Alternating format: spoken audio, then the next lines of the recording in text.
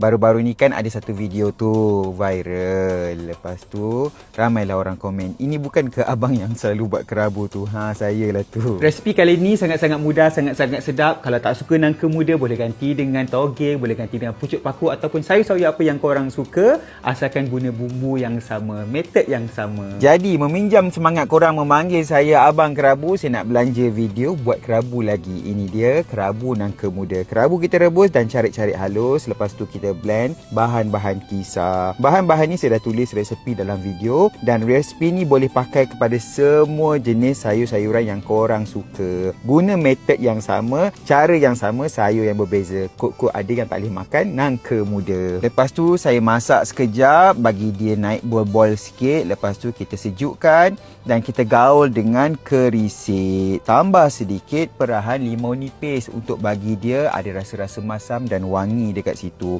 Gaul-gaul rata, siaplah paste kita. Dan masukkanlah nangka muda. Nangka muda ni saya pakai lebih kurang dalam 4 ke 5 jorong macam tu. Lepas tu letak bawang banyak-banyak lagi, sedap. Saya tambah daun kadut nak bagi wangi-wangi, ada rasa-rasa kadut kat situ. Letak pula kerang gedebab-gedebab ni, Allah. Gaul-gaul rata sampailah semuanya sebati elok dan siaplah untuk dimakan. Selamat mencuba. Bismillahirrahmanirrahim.